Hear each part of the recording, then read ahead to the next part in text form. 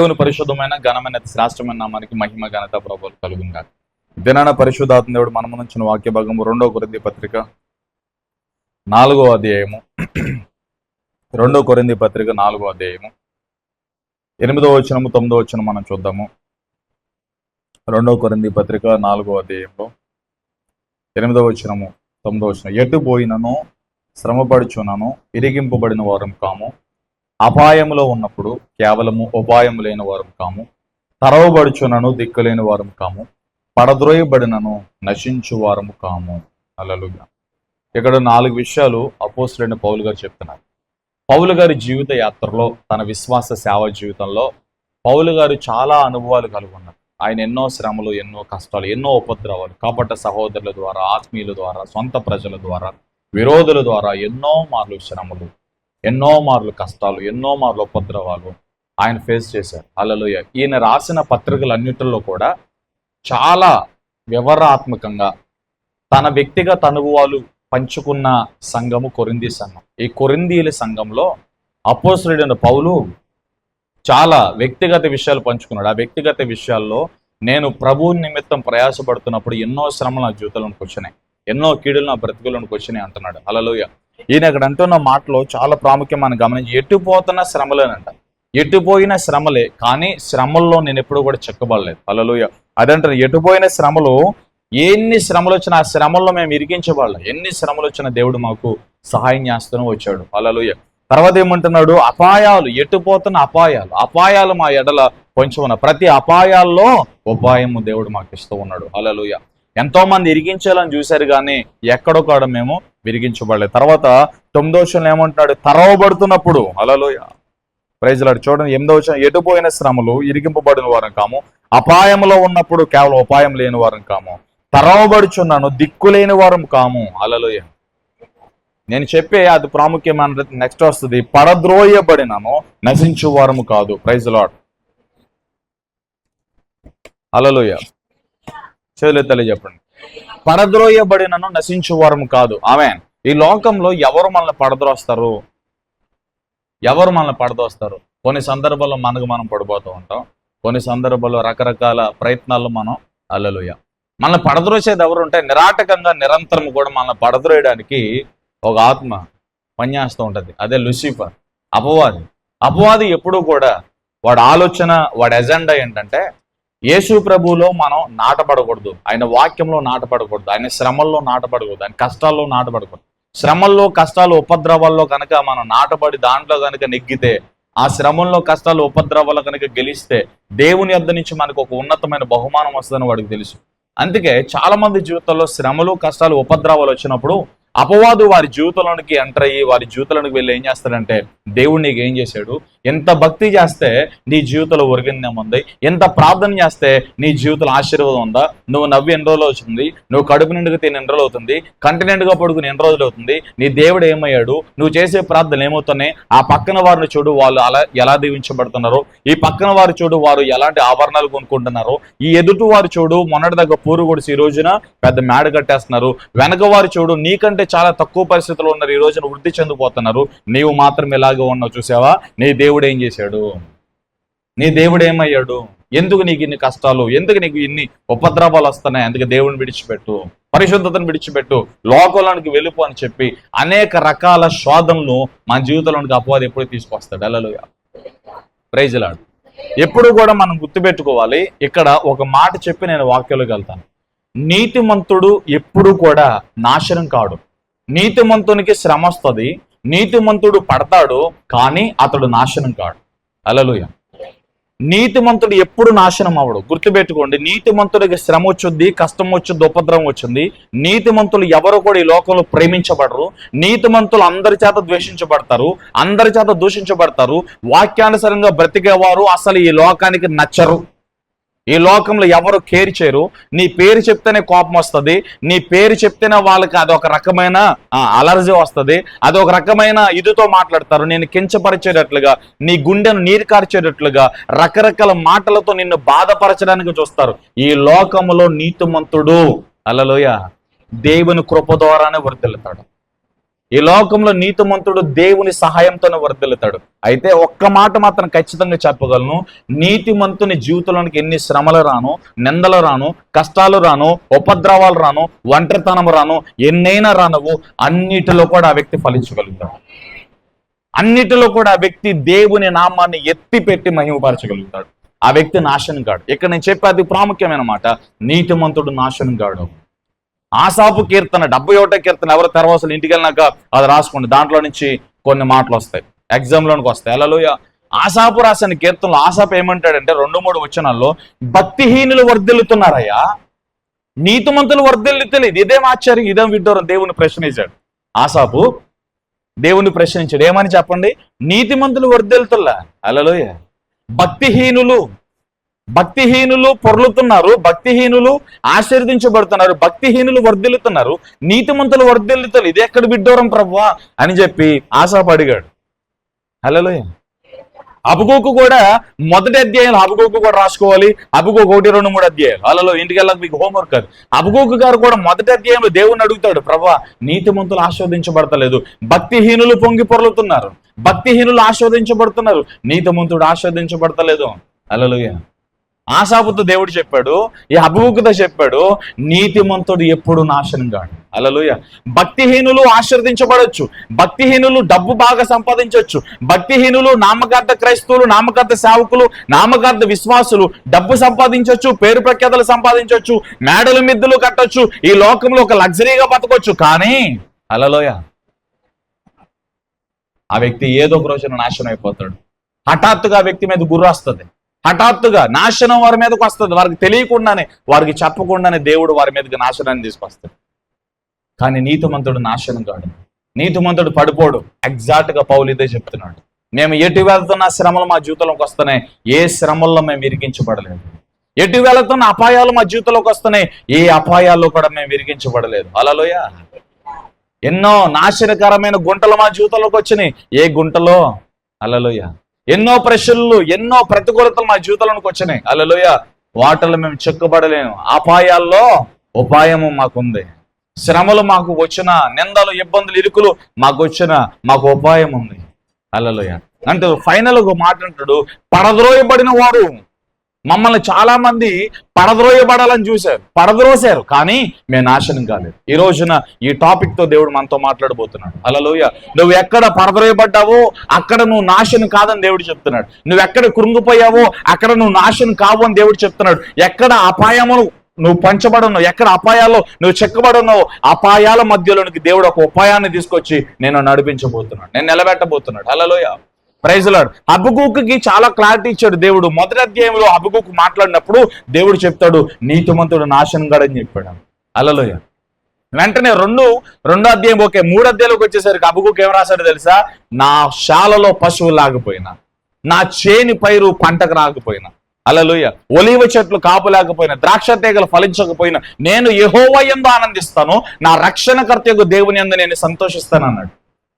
హల్లెలూయా. హబక్కూకు ఎందుకు అంత ధైర్యం వచ్చింది? ఆసాపు కూడా ఇదే మాట చెప్తాడు. ఆసాపు కాదు కూడా ఎందుకు ఈ మాట చెప్పారంటే, నీతిమంతుడు పడవచ్చు, శ్రమలోనికి వెళ్ళొచ్చు, నిందల్లోనికి వెళ్ళొచ్చు, ఉపద్రవంలోనికి వెళ్ళొచ్చు, కొన్ని సందర్భాల్లో కొన్ని జగట ఊపులో వారి కాలు చిక్కబడొచ్చు, కానీ వారు మాత్రం నాశనం కారు. దేవుని చేతిలో నీతిమంతులు ఉంటారు. దేవుని చేతిలో ఉన్న నీతిమంతులు నాశనం చేయడు ఎవరు వల్ల. హల్లెలూయా. ప్రైజ్ లార్డ్ చెప్పండి. ఇదే మాట అంటున్నాడు కదా ఇక్కడ. చేతిలో తెల్ల చెప్పండి. 8వ వచనం చూడండి. ఎట్టుపోయినా శ్రమ పడుతున్నా. అసలు శ్రమలండి, ఎట్టుపోతున్న శ్రమలేనంట. కొన్ని సందర్భం మనం కూడా అనుకుంటాం, ఒక్కొక్క మాటను మనం వివరించుకుందాం. ఎట్టుపోతున్న శ్రమలు. అన్న ఎట్టుపోయినా నన్ను అర్థం చేసుకునేవారు లేరండి, నన్ను ప్రేమించేవారు లేరండి. హల్లెలూయా. ఎట్టుపోతున్న శ్రమలే. పైకి మంచిగా అన్న అంటూ, తమ్ముడు అంటూ, చెల్లు అంటూ మంచిగా మాట్లాడతారు, కానీ నా వెనక అందరూ గుంటలు తీసేవాళ్ళని. నేను ఉన్నప్పుడు మంచిగా మాట్లాడతారు, నేను వెళ్ళిపోయిన తర్వాత నా గురించి అందరూ చెడ్డ ప్రచారాలు అన్న. ఎటుపోతున్న శ్రమలే, ఎటుపోతున్న కష్టాలు, ఎటుపోతున్న ఉపద్రవం నా జీవితంలో. హల్లెలూయా. ఎన్ని శ్రమలు వచ్చినా, ఇక్కడ ఏమంటున్నాడు పౌలు చెప్పండి, ఎన్ని శ్రమలు వచ్చినా. హల్లెలూయా. నువ్వు విరిగించబడవు ఆ శ్రమల్లో. ఎన్ని శ్రమలు, ఎన్ని దొంగ ఊపులు నీ జీవితంలోనికి పన్నినా, హల్లెలూయా, వాటన్నిటి నుంచి దేవుడు నేను తప్పిస్తాను ఉంటాను. ఎందుకంటే తెలుసా, నీతిమంతుడు దేవుని కన్ను చూపు ఉంటాడు. నీతిమంతుడి మీద దేవుడు కన్ను దృష్టిని స్థిరపరిచాడు. నీతిమంతుడిని ఎవరు కూడా పాడుచలేరు ఈ లోకంలో. నీతిమంతుని ఎవరు కూడా నాశనం చేయలేరు ఈ లోకంలో. నీతిమంతుని మహా అయితే ఏం చేయగలుగుతారు? కొట్టగలుగుతారు. నీతిమంతుని గాయపరచగలుగుతారు. నీతిమంతుని రక్తం ఒలిగేటట్లుగా చేస్తారు. కానీ నీతిమంతుడి పక్షంగా దేవుడు ధ్వజముగా ఉన్నాడు. నీతిమంతుని పక్షంగా దేవుడు వాద్యం ఆడేటట్లుగా ఉన్నాడు. నీతిమంతుడి పక్షంగా దేవుడు మాట్లాడేవాడే ఉన్నాడు. హల్లెలూయా. బలవంతుడై ఉన్న ఆహాబు రాజును అనుకుని నీతిమంతుడైన నాబోతు పొలాన్ని అన్యాయంగా లాక్కున్నాడు. అబద్ధ నేరాలు మోపారు. తన భార్య రాణి అయిన యెజబెలు, హల్లెలూయా, రాజు అయిన ఆహాబు నీతిమంతుడైన నాబోతు ద్రాక్ష తోటను లాగేసుకున్నారు. డబ్బులు పెట్టి కొనుక్కుంటానంటే ఎవనన్నాడని, హల్లెలూయా, భూమికి బదులుగా భూమి ఇస్తానంటే ఎవనన్నాడని కోపం పెంచుకుని ప్రెస్టేజ్ ఇష్యూగా తీసుకుని ఒక బలహీనుడైన నీతిమంతుణ్ణి, బలము లేని నీతిమంతుణ్ణి, శక్తి లేని నీతిమంతుణ్ణి చట్ట సభల ముందు నిలబెట్టి అతని మీద అబద్ధపు నేరాలు మోపారు. ఈ నాబోతు అనే వ్యక్తి దేవుణ్ణి, రాజుని దూషించడం మేము విన్నానని కొంతమంది పనికిమాలిన సాక్షుల్ని నిలబెట్టి రాణి గారు అందరి ఎదుట ఒక అబద్ధపు సాక్ష్యం చెప్పించి నీతిమంతుడు నిరపరాధైన నాబోతు రక్తము కుక్కలు నాకేటట్లుగా రాళ్లతో కొట్టి చంపేశారు. హల్లెలూయా. ఆ పక్షముగా నాబోతు ఒంటరివాడు, నాబోతు బలం లేనివాడు, నాబోతుకు శక్తి లేదు, నాబోతు పక్షంగా మాట్లాడేవారు లేరు, ఇది అన్యాయం అని చెప్పేవారు లేరు. నాబోతు జీవితంలో పట్టించుకున్న నాదుడు లేడు. అతని జీవితం ముగిసిపోయింది. అతని పొలం లాగేసుకున్నారు, ఇక అయిపోయింది అనుకున్న సమయంలో నీతిమంతుడి పక్షంగా వాద్యం ఆడడానికి దేవుడు ప్రవక్తను పంపించాడు. నువ్వు కూడా ఏదనుకుంటావు, అన్నా నాకు వెనమలు ఎవరు లేరన్నా, నన్ను ఈడ్చితంతే నా పక్కన మాట్లాడేవారు లేరు, నా పక్కన నిలబడేవారు లేరు, నేను అంతంత మాత్రమే, నేను చాలా బలహీనుణ్ణి, నాకెవరు తెలియదు, నాకెవరు రారు, ఉన్నారారు లేకున్నారా, నేను చాలా బలహీన, నా వల్ల ఏమీ కాదన్నా. హల్లెలూయా.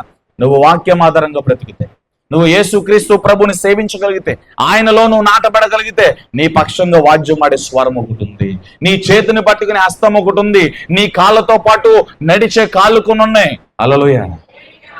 నీ వెనకమాలు నడుస్తాడైనా, నీతో నడుస్తాడైనా, తన దక్షిణాస్తంతో నిన్ను పట్టుకుంటాడైనా, ఎవరితో ఏది మాట్లాడాలో అది నీకు బయలుపరుస్తాడు. నీతిమంతుల పక్షం ఉండే దేవుడైనా. నాబోతు పని అయిపోయింది అనుకున్నది ఎవరు? రాణి గారు.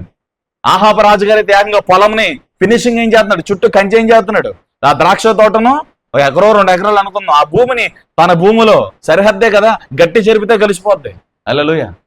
కలిపేసుకుంటున్నారు, అనుకుంటున్నారు ఏది ఏమైనా వాడు బలహీనుడు, వాడి పక్షాన మాట్లాడేవారు లేరు, ఇక నాబోతు పని అయిపోయింది. ఆయన మంచిగా అడిగితే ఇవ్వలేదు, భూమి బదులు భూమి ఇస్తానంటే ఇవ్వలేదు, డబ్బులు ఇస్తానంటే ఇవ్వలేదు. ఇప్పుడు ఏమైంది? తన బలాన్ని ఉపయోగించాడు, తన అధికారాన్ని ఉపయోగించాడు. అడిగేవాడు లేడనుకున్నాడు, చూసినవాడు లేడనుకున్నాడు, దేవుడు చూస్తున్నాడు. అడిగేవాడు లేడనుకున్నాడు, బలహీనుడు బలవంతుని కొట్టవచ్చు, కానీ బలహీనుడు పక్షంగా దేవుడు ఉన్నాడు. నువ్వు ఈ రోజున బలహీనుడు కావచ్చు, కొట్టబడుతున్న స్థితిలో ఉండొచ్చు, అందరి చేత మోసగించబడిన స్థితిలో ఉండొచ్చు, అన్ని కోల్పోని స్థితిలో ఉండొచ్చు, నా పక్షమున ఎవరు లేరా అనుకున్న స్థితిలో ఉండొచ్చు. నేను చెప్తున్నాను ఒక సేవకుడిగా, నీకు అన్యాయం జరిగితే దేవుడు ఊరుకోవడం, నీకు నష్టం జరిగితే దేవుడు ఊరుకోడు. నీ పక్షంగా మాట్లాడే దేవుడు ఉన్నాడు, నిన్ను ప్రేమించిన దేవుడు, నీకే ప్రాణం పెట్టిన దేవుడు, నీకే రక్తం గడిచిన దేవుడు. నీకు అన్యాయం జరిగితే చూడడానికి ఆయన బొమ్మ కాదు, ఆయన జీవమై ఉన్న దేవుడు, మాట్లాడే దేవుడైన, వినే దేవుడైన, చూసే దేవుడైన, బొమ్మ కాదైనా జీవమై ఉన్న దేవుడు యేసు ప్రభు. హల్లెలూయా.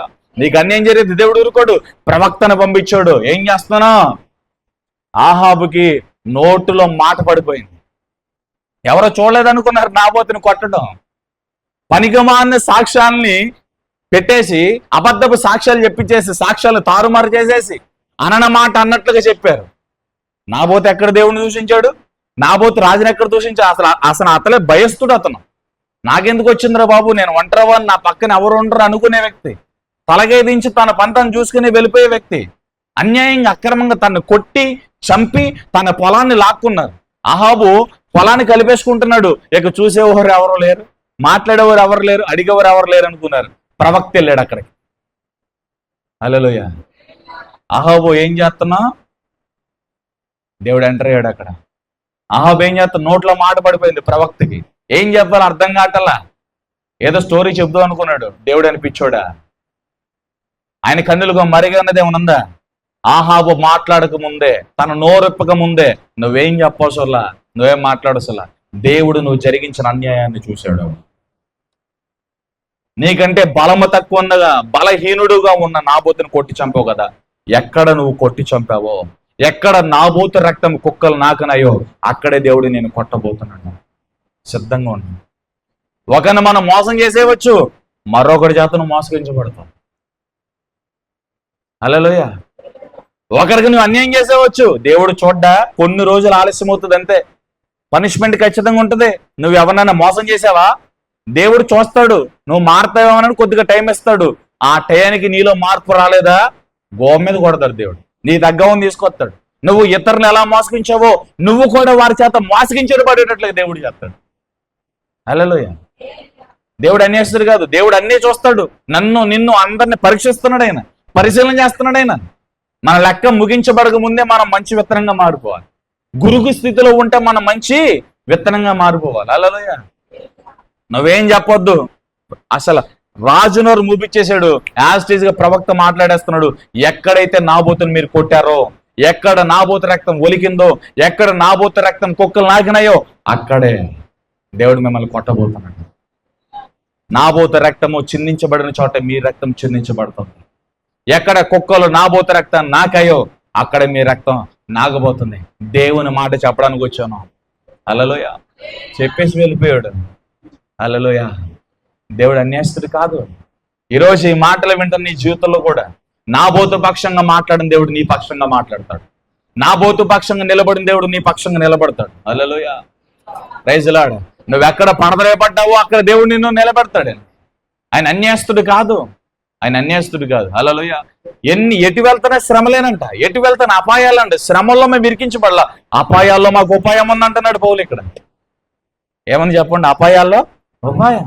శ్రమల్లో మేము విరికించబడం. ప్రతి శ్రమల్లో కూడా దేవుడు మమ్మల్ని ఒక వివేచనతో నడిపిస్తాడు, ఆత్మతో దేవుడు మమ్మల్ని నడిపిస్తాడు. మేము ఎటు వెళ్తానే శ్రమలు, కానీ ఏ శ్రమల్లో మేము విరికించబడం, ఏ శ్రమల్లో మేము విరికించబడం. ఎటు వెళ్తానే అపాయాలు, ప్రతి అపాయాల్లో ఒక ఉపాయం.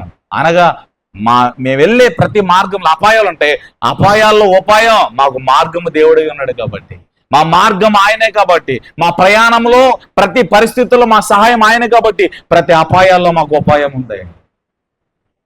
అందుకే దేవుని మనం మార్గంగా చేసుకోవాలి. ప్రభువా నీవే నా మార్గం ప్రభువా. దేవుడు మనకు మార్గంగా ఉన్నప్పుడు ఎన్ని అపాయాలు వచ్చినా, ఎన్ని శ్రమలు వచ్చినా, ఆ శ్రమల్లో, ఆ ఉపద్రవాల్లో, అపాయాల్లో దేవుడు ఉపాయాన్ని ఇస్తాడు మనకి. అందుకే దేవుని మనం ఆధారం చేసుకోవాలి, దేవుని మనం మార్గంగా చేసుకోవాలి. హల్లెలూయా. తర్వాత లాస్ట్ ఇంకో 2 మాటలు ఉన్నాయి చూడండి.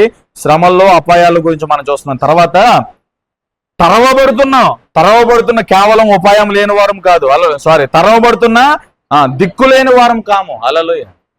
Praise the Lord. ఎంతో మనం తరుగుతూ ఉంటారు కదా, నీకు తరుగుతూ ఉంటారు. సరిహద్దులు గాడు కావచ్చు, ఏదన్నా పరిస్థితులకు కావచ్చు, నీ దిక్కున గాడు చెప్పుకోరా, నీ చాతనని చేసుకోరా. హల్లెలూయా. ఆమేన్. ఆ రోజుల్లో పౌలు గారు సువార్త ప్రకటిస్తున్నప్పుడు తరిమేరు. ఇక్కడ సువార్త ప్రకటించడానికి వీల్లేదు, ఇక్కడ సేవ చేయడానికి వీల్లేదు, తరిమేరు చాలా సందర్భాల్లో. హల్లెలూయా. మన చుట్టుపక్కల చూస్తాం, మనుష్యాల్లో కూడా చూస్తాం. ఇలాంటి భయపెట్టడానికి చూస్తారు, తరమడానికి చూస్తారు, తరుముతారు. అపాయాలు, రాళ్ళు వేసి కొడతారు, శేషాలు వేసి కొడతారు, కర్రలు వేసి కొడతారు, ఇంకా రకరకాల. హల్లెలూయా. తరుముతారు. ఆమేన్. దీని ఆధ్యాత్మిక జీవితంలో మనం ట్రాన్స్ఫర్మేషన్ చేసుకుంటే, హల్లెలూయా, మన విరోధి అయిన సాతాను గర్జించే సింహం వల్లే మనల్ని తరుముతూ ఉంటాడు. ఆమేన్. ఏం చేస్తాడు చెప్పండి? తరుముతాడు. ఏం చేస్తాడు చెప్పండి? తరుముతూ ఉంటాడు. నువ్వేం చేయాలి? తరవబడుతున్నప్పుడు నిలబడాలి. ఎలా నిలబడతావు? మేము తరవబడుతున్నప్పుడు మా దిక్కు నీవే ప్రభువా. ఏ శోధన, ఎలాంటి ప్రతికూలతలు మన జీవితంలో వచ్చిన మా దిక్కు నీవే ప్రభువా అని నువ్వు చెప్పేవాడుగా ఉండాలి. హల్లెలూయా. ఇదంతా నా వాక్యం కాదు, ఫైనల్ గా నేను చెప్పే మాట ఇక్కడ ఒకటి ఉంది. హల్లెలూయా. పడద్రోయబడిన మేము నాశనం కాలేదు అన్నది నా టాపిక్. హల్లెలూయా. 4 మాటలు చదివాం కాబట్టి వాటిని కొద్దిగా వివరించాను. నా టాపిక్ ఇది, పడద్రోయబడినను నాశనం కాము. హల్లెలూయా. ఈ రోజున మన జీవితంలో దేవుడు ఎన్నో రీతిల వాగ్దానాలు దేవుడు మనకి ఇచ్చాడు. హల్లెలూయా. ఎన్నో వాగ్దానాలు మన జీవితంలో ఉన్నాయి. ఆ వాగ్దానాలన్నీ కూడా మనం మర్చిపోయినప్పుడు మనకి ఏం కలుగుతుంది అంటే భయం కలుగుతూ ఉంటుంది. దేవుని మాటను ఎప్పుడైతే మనం ఆధారం చేసుకుంటామో, దేవుని వాక్యాన్ని మనం ఎప్పుడైతే ఆధారం చేసుకుంటామో, దేవుని వాక్యాన్ని ఆధారం చేసుకున్నప్పుడు, ఆయన మాటను మనము నమ్మిక ఉంచినప్పుడు మనం అన్ని విషయాల్లో వర్ధిల్లుతాం. హల్లెలూయా. కానీ మన విరోధి అయిన సాతాను ఏం చేస్తాడంటే పడద్రోయడానికే చూస్తాడు. ఎప్పుడు కూడా మనల్ని పడద్రోస్తాడు. ఈ లోకంలో మహాయితం మనల్ని కొడతారు, తిడతారు, చంపుతారు. కానీ మనల్ని మాత్రం నాశనం చేయలేరు. ఎందుకు మనల్ని నాశనం చేయలేరంటే మన జీవము దేవుళ్ళో దాచబడి ఉంది, మన ఫలము దేవుళ్ళో దాచబడి ఉంది. అందరూ చెప్పండి, నా జీవము యేసు ప్రభువులో దాచబడి ఉంది, నా ఫలము యేసు ప్రభువులో దాచబడి ఉంది. మన జీవము మన ఫలము యేసు ప్రభువులో దాచబడినప్పుడు దాన్ని ఎవరు దొంగిలించలేరు, మన ఫలాన్ని దొంగిలించలేరు. మహా అయితే ఏం దొంగిలిస్తారు? ఒంటి మీద ఆభరణాలు దొంగిలించవచ్చు, వస్త్రాలు దొంగిలించవచ్చు, మోసం చేసి ఇంకేమైనా చేయొచ్చు. కానీ దేవుని దగ్గర దాచబడి ఉన్న మన ఫలాన్ని, మన కిరీటాన్ని ఎవరు దొంగిలించలేడు. అందుకే నీ కిరీటము ఎవరు దొంగిలించకుండా జాగ్రత్త పడమని వాక్యం చెప్తుంది. హల్లెలూయా.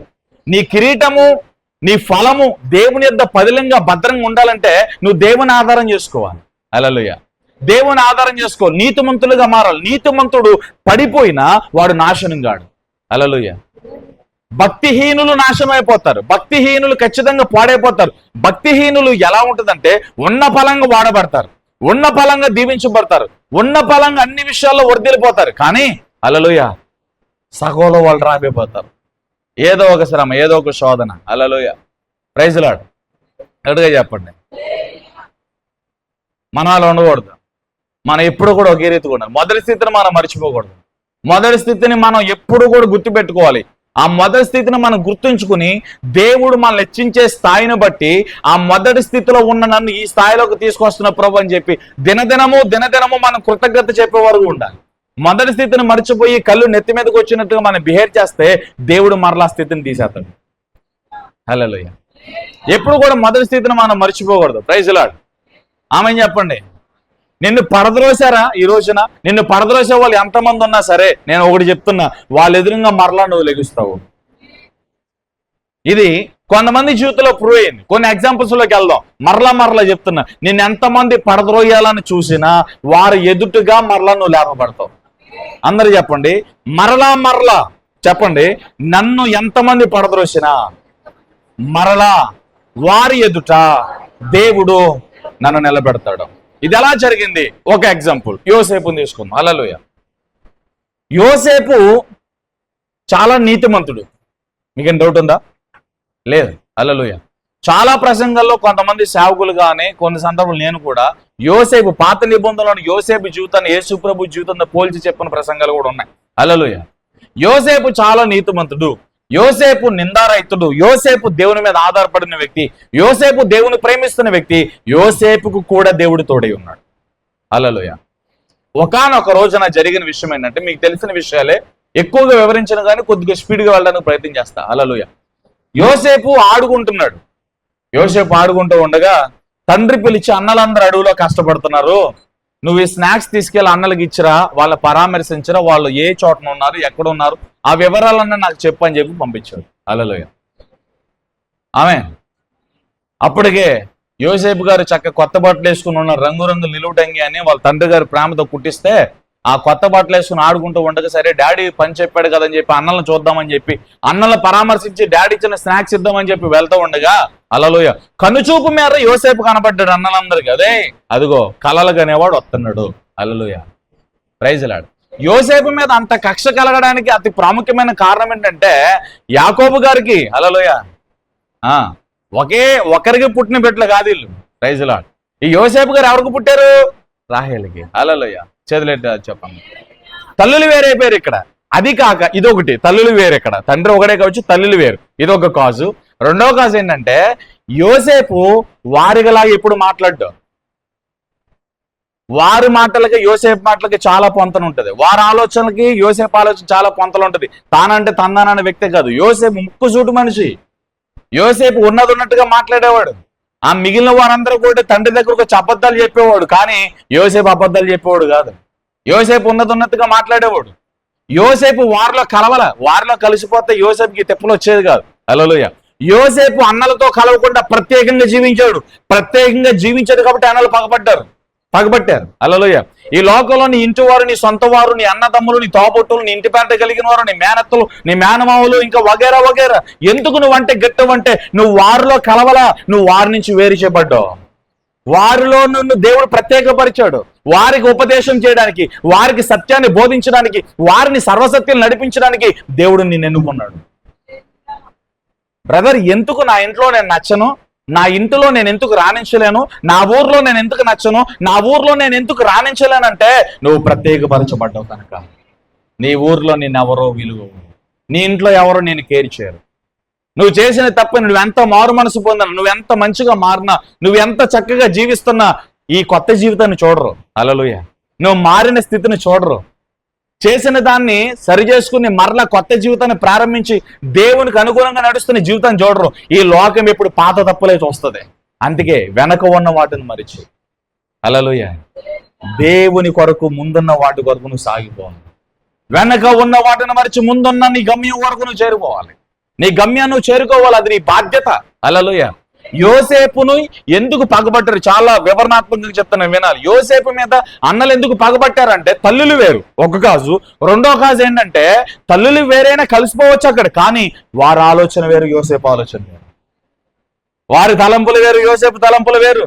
ఇప్పుడు వీళ్ళందరినీ నేను ఎలా పోలుస్తానంటే యోసేపు అన్నలందరినీ కూడా నేను లోకంతో పోలుస్తాను, యోసేపుని ఒక విశ్వాసిగా, ఒక క్రైస్తవుడిగా పోలుస్తాను. హల్లెలూయా. ఇప్పుడు లోకముకి, వినాలి, లోకానికి ఈ విశ్వాసికి ఎందుకు వైరం, ఎందుకు పడదు అంటే లోక ఆలోచనలని వాక్యం యాక్సెప్ట్ చేయదు, లోక సాంప్రదాయాలను వాక్యం యాక్సెప్ట్ చేయదు. లోక స్నేహము దేవునికి వైరం అని మీరు ఎరగరా? లోక స్నేహము దేవునికి వైరాన్ని తీసుకొచ్చారు. లోక స్నేహము దేవునికి చిరాకుని తీసుకొచ్చింది. వావి వరుస లేకుండా పాపం చేస్తున్నప్పుడు ఆకాశం నుంచి దేవుడు తేరి చూసినప్పుడు నీతిమంతుడు ఒక్కడు కనపడలా, నోవహు ఒక్కడు తప్ప. హల్లెలూయా. నోవహు అనే నీతిమంతుని దేవుడు ఏర్పాటు చేసుకుని దేవుడు మరలా అక్కడ ఒక క్రియ చేశాడు. హల్లెలూయా. యోసేపు ఎందుకు అన్నలకు నచ్చలేదు? యోసేపు అన్నలందరూ కూడా యోసేపు మీద ఎందుకు పగబట్టారంటే యోసేపు నీతిమంతుడుగా ఉన్నాడు. యోసేపు లోకంతో కలిసిపోలేదు. యోసేపుని చాలా ప్రత్యేకంగా దేవుడు పెంచాడు. యోసేపుని దేవుడు ప్రత్యేకపరిచాడు. రాబోతున్న ఫ్యూచర్ ని దేవుడు కళ ద్వారా, దేవుడు జరిగించబోయేదాన్ని కళ ద్వారా ఆల్రెడీ దేవుడు యోసేపుకి బయలుపరిచేశాడు. హల్లెలూయా. ఆమేన్. యోసేపు అంటే ఎందుకు అన్నలకి అంత కోపం వచ్చింది? గుంటలో తోసేసినంత, బానిసల మార్కెట్లో అమ్మేసే అంత కోపం ఎందుకు వచ్చింది అంటే హల్లెలూయా, యోసేపు ప్రత్యేకపరచబడిన వ్యక్తి, యోసేపు ప్రతిష్ఠించబడిన వ్యక్తి, యోసేపు అభిషేకించబడిన వ్యక్తి, యోసేపు దేవుని కృపను పొందిన వ్యక్తి. ఇదే ఫార్ములా మన జీవితాలు అన్వయిస్తే నువ్వు ప్రత్యేకపరచబడిన దాన్ని, దేవుని చేత ఎన్నుకోబడిన వారు మీరు, దేవుని చేత అభిషేకించబడిన వారు మీరు, ఆయన నీతిని, ఆయన రాజ్యాన్ని వెతికేవారు మీరు, ఆయన రాజ్యాన్ని కట్టేవారు మీరు, ఆయన రూపంలో ఉన్నవారు మీరు, ఆయన పోలికలో ఉన్నవారు మీరు, ఆయన ప్రతి విధమైన ఆశీర్వాదాలకు వారసులు మీరే. అలాగే అందుకే అపవాదికి మీరంటే పాపం. లోకము చూడండి, క్రైస్తవుల మీద ఉన్నంత విషం ఇంకా ఏ మతాల మీద ఉండదు. చూసుకోండి, మీరు ఆది నుండి చూసుకోండి, క్రైస్తవుల మీద ఉన్న విషయం ఇంకా ఎవరి మీద ఉండదండి. హల్లెలూయా. చెల్లి చెప్పండి. దాని తగ్గట్టుగా కొంతమంది మనల్ని కూడా అట్టాగా బిహేవ్ చేస్తారు. చెప్పే సాక్ష్యాలు బట్టి దేవుని మనకు అవమానకరం. హల్లెలూయా. ఒక ఆవిడ ఏదో చెప్తుంది మన సాక్ష్యం, మా ఇంట్లో చాలా ఎలుకలు ఉన్నాయి, ఆ ఎలుకలన్నీ పోవాలి ప్రభు అని చెప్పి ఉపవాసం ఉండి, తలుపులేసుకుని ఉపవాసం ఉండి ప్రార్థన చేస్తున్నాను. యేసు ప్రభు వచ్చి పిల్లి వచ్చి ఆ ప్రార్థన అయ్యే లోపల ఎలుకలు మొత్తం తినేసింది. సాక్ష్యం ఇది. పిచ్చ పిచ్చ సాక్ష్యాలు చెప్తారు. కింద కామెంట్లో యేసు ప్రభు పిల్లు రూపంలో వచ్చి ఎలుకలు తినేసాడులే, వెటకారకరమైన కామెంట్లు. దేవునామాన్ని అవమానపరచడం కదా, దేవునామాన్ని దూషించడం కదా. వాడబడుతున్న సేవకులు, ఫాలోవర్స్ ఉన్న వాళ్ళు ఒకడొచ్చి యాపిల్ పండు తింటే గర్భంలో వచ్చేద్దంటారు. వాక్యానికి వేరు కదా ఇది. హల్లెలూయా. రీసెంట్ గా ఒకడొచ్చి అట్టుపళ్ళు పెట్టేసి అట్టుపళ్ళు అభిషేకిస్తున్నాయి, విశ్వాసం ఉన్న వాళ్ళు తినండి గర్భఫలాలు వచ్చేస్తాయని చెప్పి అట్టుపళ్ళుకి ప్రార్థన చేసేస్తున్నాడు ఒకడు. హల్లెలూయా. ఈ పనికిమాలినవన్నీ సంఘంలోనికి తీసుకొచ్చేసి, ఈ బయట ఆచారాలన్నీ కూడా దేవుని వాక్యంతో కలిపేసి, ప్రతిదానికి విశ్వాసమేనా? వాక్యానికి వేరుకరమైన మరొక అగ్నిని, మరొక ఆత్మని తీసుకొచ్చేసి విశ్వాసం నుంచి అద్భుతం జరుగుతుందని బలవంతంగా చప్పట్లు కొట్టించేది అయిపోద్దా? హల్లెలూయా. ఒకటి చెప్తాను వినండి, ఇక్కడ ఉన్న వారందరూ కూడా ఒళ్ళు దగ్గర పెట్టుకున్నానండి. వాక్యానికి వేరుగా ఏ చిన్న క్రియ, ఏ చిన్న కార్యము పరిశుద్ధాత్మ దేవుని ఆధ్వర్యంలో జరగదు. ఒకవేళ అట్టుపండు తింటే గర్భంలో వచ్చింది, యాపిల్ శ్యామ్ కిషోర్ గారు ఇచ్చారు యాపిల్ పండు, గర్భంలో వచ్చింది, అమ్మతేజ ఇచ్చాడు అట్టుపండు, నేను తినేసాను గర్భంలో వచ్చిందంటే దానికి దేవునికి సంబంధం లేదు. అది సాతానుగాడు కూడా ఏం తక్కువడేం కాదు. ఆకాశం నుంచి అగ్నిని కుమ్మరించినోడాడు. హల్లెలూయా. ఆకాశం నుంచి అగ్నిని కుమ్మరించినోడాడు, మాయలు చేయగలిగిన వాడు, అద్భుతాలు చేయగలిగిన వాడు ఆయన. ఆడాడు చెప్పండి. సాతానుగాడు కూడా ఏం చేస్తాడు? అద్భుతాలు చేస్తాడు, ప్రవచనాలు చెప్తాడు, భాషలు మాట్లాడతాడు, కళలు ఇస్తాడు, దర్శనాలు ఇస్తాడు. వెలుగు దూత వలె పరిశుద్ధాత్మ దేవుడు ఎలా ఒరిజినల్ గా ఉంటాడో వీడు డూప్లికేట్ గా పనిచేస్తాడు, యాజ్ ఈజ్ గా ఉంటాడు. హల్లెలూయా. అట్టుబోళ్ళు ప్రార్థన, యాపిల పోళ్ళు ప్రార్థన, అంజూరపు పోళ్ళు ప్రార్థన పనిచేయు. హల్లెలూయా. అది వాక్యానికి వేరేది. గర్భఫలం యెహోవా ఇచ్చు బహుమానము. ఆదికాండ 4వ అధ్యాయంలో కయ్యన్ని హేబెల్ని కన్నప్పుడు హవమేమని, యెహోవా దయ వలన, యెహోవా కృప వలన నేను ఒక బిడ్డని కన్నానని చెప్పి. హల్లెలూయా. దేవుని దయను బట్టి, దేవుని కృపను బట్టి గర్భఫలం రావాలి, కానీ అట్టుపొండి తింటే, యాపిల పొండి తింటే, అంజూరపు పొండి తింటే రాదు. వాళ్ళందరూ కూడా నరకానికి పోతారు, వాడు ఎంతమంది విశ్వాసాలు కలిగిన పాస్టర్లైనా. అలాంటి వారే ప్రభువా నీ నామమున అద్భుతాలు చేయలేదా, స్వస్థతలు చేయలేదా, ప్రవచించలేదంటే అక్రమము చేయవర్లారా ఎరగనానండి. హల్లెలూయా. మన వాక్యానికి వేరుగా జీవించకూడదు, వాక్యానికి వేరుగా బోధించకూడదు, వాక్యానికి వేరుగా చేసే ప్రసంగాలు విని దాన్ని ఫాలో అవ్వకూడదు. అలా అయితే చెప్పునోడు శాపగ్రస్తుడు, విన్నవాడు శాపగ్రస్తుడు, విని ఫాలో అయ్యేవాడు కూడా శాపగ్రస్తుడే.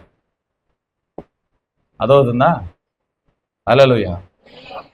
శాపగ్రస్తుడు, బోధించినవాడు శాపగ్రస్తుడు, విని దానికి సహకరించిన వాడు శాపగ్రస్తుడు, విని దాని ప్రకారం జీవించిన వాడు కూడా శాపగ్రస్తుడే. బిలాము కూడా అలాగే డబ్బుకి, రాజు ఇచ్చే డబ్బుకి, లగ్జరీకి అలవాటు పోయి దేవుని ప్రజలను శపించడానికి వెళ్ళాడు బిలాము. గాడిదతో దేవుడు బుద్ధి చెప్పాడు. వాళ్ళకి బుద్ధి చెప్పే వరకు వాళ్ళు అలాగే ఎరుగుతారు. అట్టుబోళ్ళకి ప్రార్థన చేస్తారు, యాపల బోళ్ళకి ప్రార్థన. ఇదంతా వాళ్ళ మీద కక్షతోనూ ప్రతీకారం. ఆ కింద కామెంట్లు చదువుతుంటే గుండెలు పగిలిపోతున్నాయి.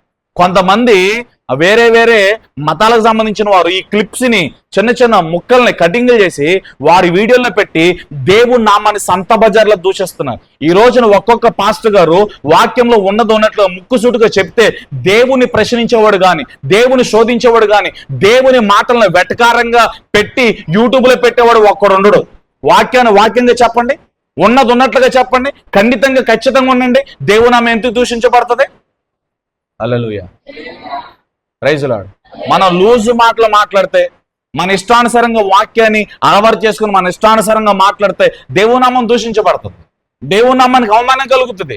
చెప్పే సాక్ష్యాలు క్లుప్తంగా చెప్పాలి. ఏ రోగము దేవుడు ఎలా స్వస్థపరిచాడు, ఏ జబ్బు వచ్చింది దేవుడు ఎలా స్వస్థపరిచాడు, ఏ ప్రమాదం నుండి దేవుడు ఎలా తప్పించాడు, ఎలాంటి విగ్రహారాధనలు ఉన్నప్పుడు, ఎలాంటి రొచ్చు జీవితంలో ఉన్నప్పుడు దేవుడు ఎలా పరిశుద్ధపరిచి వాడుకుంటున్నాడు. క్లుప్తంగా చెప్పు, స్పష్టంగా చెప్పు, దేవుని నామాన్ని మహిమ కలిగేటట్టుగా చెప్పు. హల్లెలూయా. సాక్ష్యాల్లో సొంత బిల్డప్లు, సాక్ష్యాల్లో సొంత డప్ప. హల్లెలూయా. దేవుని నామానికి అవమానాన్ని తీసుకొస్తానివ్వని ఇలా బ్రతకకూడదు. అది చాలా నాన్ సెన్స్. అది దేవుడు అలాంటి వాటిని అసలు యాక్సెప్ట్ చేయడు. Praise lord. నేను మరలా చెప్తున్నా, పరిశుద్ధాత్మ దేవుడు ఎప్పుడు కూడా వాక్యానికి అనుగుణంగా ఉన్న వాటినే సపోర్ట్ చేస్తాడు, యాక్సెప్ట్ చేస్తాడు. వాక్యానికి అభిన్నంగా ఉన్నది ఏది కూడా, అది అద్భుతం జరగను, పిల్లల పట్టడం, ఇంకోటవను ఏదైనా జరగను, దానికి పరిశుద్ధాత్మ దేవునికి సంబంధం లేదు. అద్భుతాలు పరిశుద్ధాత్మ దేవుడు మాత్రమే కాదు, ఈ లోకంలో అనేకులను భ్రమపరచుటకు, నమ్మించుటకు, సత్యము నుండి అసత్యములోనికి తొలగించడానికి లేదా రప్పించడానికి అపవాది కూడా అద్భుతాలు చేస్తాడు. కుంటివారిని లేపుతాడు, మోగవారిని మాట్లాడిస్తాడు. సత్యంలో ఉన్న నిన్ను అసత్యంలోనికి నడిపించాలంటే ఇక్కడ అద్భుతం జరగాలి. అది అంజూరు పండు తింటే జరిగిందా, యాపిల్ తింటే జరిగిందా, అరటి పండు తింటే జరిగిందా, వారికి సంబంధం లేదు. అక్కడ అద్భుతం జరిగిందా లేదా అని చూస్తారు. కానీ సత్యవంతులు, నీతిమంతులు, వాక్యం మీద అవగాహన ఉన్న వాళ్ళు ఏం చూస్తారో తెలుసా? అది వాక్యానుసారంగానే జరిగిందా లేదా, ఆ ప్రవచన వాక్యానుసారమా కాదా, అక్కడ జరిగిన అద్భుతం వాక్యానుసారమా కాదా. అద్భుతానికి కర్త, కర్మ, క్రియ పరిశుద్ధాత్మలో వెలుగుతోత, దాన్ని గమనిస్తాడు. కొంతమంది కన్నులు మూయబడిన వాళ్ళు అద్భుతాలే చూస్తారు, అది ఎలా జరిగితే వాళ్ళకి ఎందుకు జరిగిందా లేదా. అలా గుడ్ ఫాలోవర్స్ చాలా మంది ఉంటారు. మీరు అలా ఉండకండి. హల్లెలూయా. ఎప్పుడు కూడా సత్యములో ఉన్న నిన్ను అసత్యములోనికి తీసుకురావడానికి వాడు ఎన్ని అద్భుతాలైనా చేయొచ్చు, వాడు ఎలాంటి ప్రవచనాలైనా చెప్పొచ్చు, పేర్లు పెట్టి పిలిచేయవచ్చు. హల్లెలూయా. చేయలేదలే చెప్పండి. స్టేజ్ల మీద పేర్లు పెట్టి పిలిచేసి నువ్వు ఇలా ఉన్న అలవని చెప్పేస్తున్నారు. హల్లెలూయా. ఆ రెండో రోజున, మూడో రోజున వాడు ఇంటికి వెళ్ళి చూస్తే మరలా పాత బ్రతికే, పాత జీవితాన్ని. వీళ్ళు ఫేమ్ అవ్వటానికి, వీళ్ళు ఏదో గొప్ప వాళ్ళకి చెప్పేసుకోవడానికి. హల్లెలూయా. యేసుప్రభు కంటే గొప్ప వాళ్ళగా ఫీల్ అయిపోతున్నారు. అదే నా బాధ. యేసుప్రభుకి తెలియదు. హల్లెలూయా. జక్కయ్య అని పిలిచాడు, ఇంటికి వెళ్ళాడు, పాపమంతా పోయింది, దేవునికి సమర్పించుకున్నాడు. హల్లెలూయా. అలా జరగాలి. ఒక పాపి మారు మనసు పొంది, రక్షణ పొంది, దేవుళ్ళలో నాటపడితే అది పరిశుద్ధాత్మ దేవుని కార్యం. హల్లెలూయా. ఎక్కడ పడదయబడ్డావో దేవుడు అక్కడ లేపుతాడు. యోసేపు మీద ఎందుకు పగబట్టారంటే, ఒకటి తల్లులు వేరు, రెండో కాజు ఏంటంటే యోసేపు అన్నలకి హల్లెలూయా ప్రైజ్లో వేరుగా బ్రతికాడు. అతను ప్రార్థనాపరుడు. అన్నలందరూ కూడా కూర్చొని కబుర్లు వేసుకుంటే, ముసలమ్మ ముచ్చట్లు పెట్టుకుంటే, ఇంట్లో అందరూ కూర్చొని సోఫాలో కూర్చొని టీవీలు చూస్తూ సెల్ ఫోన్ నొక్కుతూ ఉంటే ఆయన మాత్రం ప్రార్థనా గదిలోకి వెళ్ళి ప్రార్థన చేశాడు. ఎలాంటి వాళ్ళు మీరు మీ ఇంట్లో కూడా కొంతమంది ఉంటారు, ఇక్కడ దేవుని వాక్యాన్ని విన్నట్లుగా నటిస్తారు కానీ, ఇక్కడ బాగా విన్నట్లుగా చేస్తారు కానీ, ఇంట్లో మీ ఇద్దరు ముగ్గురు కలిసి టీవీలు చూస్తూ ఉంటారు, సెల్ ఫోన్లు చూస్తూ ఉంటారు. ఎవడో ఒకడు ఇంట్లోకి వెళ్ళి ప్రార్థన చేసేవాడు ఉంటాడు, మూలుగుతూ దేవుని సన్నిధిలో కనిపెట్టేవాడు ఉంటాడు. అటువంటి వాళ్ళు నీతిమంతులు, మీరందరూ కాదు. హల్లెలూయా. అన్నలందరూ కలిసి కూర్చొని జోకులు వేసుకుంటుంటే యోసేపు మాత్రం ప్రార్థన చేసేవాడు. అన్నలందరూ కూడా కలిసి ఎవరో ఒకరు ఏడిపిస్తూ ఉంటే యోసేపు పక్కన కూర్చొని బాధపడేవాడు. అంటే అన్నల మనస్తత్వానికి యోసేపు మనస్తత్వానికి సంబంధం లేదు. అన్నల్లో కలిసిపోలేదు. యోసేపు ప్రత్యేకంగా జీవించాడు కాబట్టి, వేరు చేయబడ్డాడు కాబట్టి అన్నలకు యోసేపు మీద కక్ష కలిగింది. హల్లెలూయా. యోసేపుని చూడగా కోపం వచ్చింది. వాడిని చంపేయాలి, వాడిని కనబడకుండా చేయాలి, వాడిని ఉండనకూడదు అనుకున్నారు. ఇది ఎన్నో రోజుల నుంచి జరుగుతూ వచ్చింది. ఒక రోజు వచ్చింది, ఒంటరిగా దొరికాడు యోసేపు. అన్నల్ని పరామర్శించడానికి తండ్రి ఇచ్చిన స్నాక్స్ టిఫిన్ తీసుకుని వస్తున్నాడు. దూరం నుంచి చూడు, రే కలలకనేవాడు వస్తున్నాడు రా, తమ్ముడు వస్తున్నాడు రా, అలా కలలకనేవాడు వస్తున్నాడు. ఈ రోజు వాడి పేరు ఇంక ఇంట్లో వినబడకూడదు. ఈ రోజు వాడి రూపం మన ఇంట్లో కనబడకూడదు. ఈ రోజు వాడిని ఏదో ఒకటి చేసేయాలి. అన్నలందరూ ఒక మాట మీదకి వచ్చేసారు. ఒంట్రోడైన యోసేపు, ఏమీ తెలియని యోసేపు, నా అన్నలు అనుకుని యోసేపు అన్నల దగ్గరకు వచ్చి, హాయ్ అన్న, డాడీ ఇది ఇచ్చాడు తినండి. ఏంట్రా తినేదని చెప్పి ఆ టిఫిన్ లాక్కుని పక్కకి విసిరేసి ఆ చొక్కాని చింపేసి హల్లెలూయా గోతులో పడేశారు. అనుకుంటున్నారు ఇక యోసేపు పేరు వినబడదు అని, అనుకుంటున్నారు ఇక యోసేపు పేరు మరవబడిందని, ఇక యోసేపు ఎవరికి కనపడడు. ఈ రోజుతో వీడి పని అయిపోయింది. ఈ రోజు నీ విరోధులు కూడా అనుకుంటున్నారేమో, ఈ రోజు వీడి పని అయిపోయింది. అప్పుల్లోకి వెళ్ళాడు, వీడి పని అయిపోయింది. రోగంలోకి వెళ్ళాడు, హాస్పిటల్ నుండి హాస్పిటల్కే పైకే హల్లెలూయా. వీడికి ఇంటికి రాడు. ఆమె ఒక రోగంతో నింపబడ్డాడు. ఆ రోగం నుంచి వీడికి విడుదల కలగదు. ఇక వాళ్ళ పని అయిపోయింది. ఇక వాళ్ళ పేరు వినపడదు, వాళ్ళ యొక్క భూమి మీద కనపడరు. ఇలాంటి మాటలు, ఇలాంటి సవాళ్ళని జీవితంలో ఉంటే దేవుడు మీతో ఒక మాట చెప్తున్నాడు. హల్లెలూయా. ఎవరైతే కనపడకూడదు అనుకుంటున్నారో, ఎవరైతే నువ్వు నీ మాట వినబడదు అనుకుంటున్నారో, వాళ్ళకి దేవుడు నిన్ను నాయకుడిగా చెబుతున్నాడు. హల్లెలూయా. దేవుడు అదే చేశాడు. గుంటలో త్రోసేసిన తర్వాత వాళ్ళు ఏమనుకున్నారు, ఇక వీడి పేరు వినపడదు ఇంట్లో, వీడు కనపడడు, వీడి పని అయిపోయిందాక ఈ రోజుతో వీడి జీవితం ఫుల్ స్టాప్ అని చెప్పి ముగించేద్దామని చెప్పి అన్నలందరూ కూడా ఏక మాటకు వచ్చి గుంటలో పడేశారు. హల్లెలూయా. వెళ్తున్న ఐగుప్తులకు అమ్మేశారు వెండికి. బానిసల మార్కెట్లోకి వెళ్ళిపోయాడు యోసేపు. పలగేశారు. యోసేపు మెడలో ఎంత రేట్ అని రాశారు. పోతీఫరు వచ్చి కొనుక్కున్నాడు. హల్లెలూయా. పోతీఫరు ఇంట్లోకి వెళ్ళాడు. పోతీఫరు ఇంట్లో తన నీతిని, తన యథార్థతను, తన పరిశుద్ధతను కొనసాగిస్తున్నాడు. దేవుని మహిమపరుస్తున్నాడు. దేవునికి నచ్చినట్లుగా బ్రతుకుతున్నాడు. దేవుని మీద ఆధారపడ్డాడు. ఎక్కడికి వెళ్ళినా భాష మారింది, ప్రాంతం మారింది, మనుషులు మారారు. ఎంతమంది మనుషులు మారినా, భాష మారినా, ప్రాంతం మారినా, యోసేపు క్యారెక్టర్ మారినా. మన జీవితం ఎలా ఉంటుందో తెలుసా? మందిరంలో ఉన్నప్పుడు ఒకలా, ఇంటికాడ ఉన్నప్పుడు ఒకలా, బయట ఒకలా, రకరకాల ఓసరవెల్లిలా ఉంటుంది. ఓసరవెల్లి ఆయా సందర్భాన్ని బట్టి రంగు మార్చుతున్నట్లుగా విశ్వాసులు, క్రైస్తవులు, సేవకులు కూడా ఆయా సందర్భాలను బట్టి, ఆయా ప్రాంతాలను బట్టి, భార్య ఉన్నప్పుడు ఒకలా, భర్త ఉన్నప్పుడు ఒకలా, పిల్లలు ఉన్నప్పుడు ఒకలా, మందిరంలో ఉన్నప్పుడు ఒకలా, ఇంట్లో ఉన్నప్పుడు ఒకలా, బయట ఉన్నప్పుడు ఒకలా. హల్లెలూయా. ఓసరవెల్లి రంగులు మార్చినట్లుగా బ్రతుకులు మారుస్తూ దేవుని నట్టు ఉమ్ము వేయబడే స్థితిలో చాలా మంది ఉన్నారు. మీరు అందరూ మంచివాళ్ళు. హల్లెలూయా. చేయలేదు చెప్పండి. ఎంతమంది మంచివాళ్ళు? నేను ఓసరవెల్లిని కాను అన్న వాళ్ళు ఎంతమంది ఉన్నారు ఇక్కడ? అడిగితే కష్టం, జవాబు చెప్పడం కూడా కష్టం. కాబట్టి ఎవరు ఓసరవెల్లో, ఎవరు ఓసరవెల్లి కాదో దేవుని తీర్పులో నిర్ణయించబడుతుంది. ఆమె చేయలేదలే చెప్పండి. భాష మారింది, ప్రాంతం మారింది, జనులు మారారు, అందరూ మారారు. కానీ యోసేపు భక్తి మారలా, యోసేపు ప్రార్థన మారలా, యోసేపు నీతి మారలా, యోసేపు సిన్సియారిటీ మారలా, యోసేపు ప్రత్యేకమైన జీవితము, యోసేపు సమర్పించుకునే సమర్పణ, తన డెడికేషన్ లో మార్పు లేదు. హల్లెలూయా. పాపం చేయాల్సిన పరిస్థితి వచ్చింది. యోసేపు చొక్కా పట్టుకుంది, మొక్కలో ముఖం పెట్టింది, నోట్లో నోరు పెట్టింది. రా యోసేపు. హల్లెలూయా. నన్ను చూడు, నా అందాన్ని చూడు యోసేపు. ఇందులో ఎవరు లేరు, యజమానుడికి కూడా ఈ విషయం చెప్పును, నన్ను. హల్లెలూయా. చెయ్యి, పాపం చేయి, తప్పు చేయి, రా, ఎవరు లేరు. హల్లెలూయా. పారిపోయాడు యోసేపు, నిందల్లోకి వెళ్ళిపోయాడు యోసేపు, అరెస్ట్ చేయబడ్డాడు యోసేపు, తన యవ్వనేచ్చ నుంచి పారిపోయాడు యోసేపు. దేవుని ఎదుట ఇంత ఘోరమైన నీచమైన కార్యం నేను జరిగించానని పాపమును అవాయిడ్ చేసి వెళ్ళిపోయాడు. హల్లెలూయ. అబద్ధాలు మోపబడ్డ యోసేపు మీద, నీతిమంతుడైన యోసేపు మీద ఏం మోపడుతుంది చెప్పండి? అబద్ధాలు, శ్రమలు. పౌలు జీవితం ఇక్కడ కనబడుతుంది. ఇక్కడ ఎటు వెళ్ళిన శ్రమలు, ఎటు వెళ్ళిన అపాయాలు, అన్నల ద్వారా శ్రమలు, అన్నల ద్వారా అపాయాలు, పొతిఫర్ ద్వారా శ్రమ, పొతిఫర్ భార్య ద్వారా అపాయాలు ఇప్పుడు వచ్చినాయి. పొతిఫర్ భార్య ద్వారా ఇప్పుడు అపాయంలోకి వెళ్ళాడు. చెయ్యని తప్పుకి చేసినట్లుగా నిందేసేసింది, నిందల పాలైపోయాడు యోసేపు. ఆ రాజ్యంలో ఎందుకు యోసేపుని అరెస్ట్ చేశారని చెప్పి పొతిఫర్ ఇంటూ వారు అడిగితే పొతిఫర్ ఏం చెప్పాడో తెలుసా? హల్లెలూయా. పొతిఫర్ ఇంట్లో ఒక నాయకుడుగా ఉన్నాడు యోసేపు. యోసేపు కింద కొంతమంది పని వాళ్ళు ఉన్నారు. యోసేపు వాళ్ళందరికీ లీడరు. పనిని చక్కబెట్టేది, ఇంటిని చక్కబెట్టేది ఎవరంటే యోసేపే. పొతిఫర్ ఇంటిని చక్కబెట్టేది ఎవరు చెప్పండి అండి? పొతిఫర్ కింద ఇంకా కొంతమంది పనివారు ఉన్నారు. విషయం తెలియదు. పొతిఫర్ తీసుకెళ్ళి అరెస్ట్ చేశాడు. అయ్యా యోసేపు గారు ఏరి? వాడా ఇలా చేశాడు, అందుకే వాడిని జైల్లో వేశారు. అలాగే చెప్పాడు. అర్రే యోసేపు ఎంత మంచోడు అనుకున్నావు, అమ్మగారిని ఇలా చేయిపోయాడా? నమ్మక ద్రోహం కదా, తిన్న ఇంటి వాస లెక్క పెడతాం కదా. బతుకున్నారండి? ఎలాంటి మాటలు వచ్చినాయి. కానీ యోసేపు తిన్నింటి వాస లెక్క పెట్టలే. తన యజమానుడికి చాలా నమ్మకం ఉన్నాడు. చెప్తుంది, అమ్మా నువ్వు నాకు తల్లి లాంటిదాన్ని. నా యజమానుడు నన్ను నమ్మి ఇంటి బాధ్యతలను అప్పగించాడు. అన్నిటికీ నేను దీని ఏమంటారండి, అన్నిటికీ నేను లీడర్గా ఉన్నాను. హల్లెలూయా.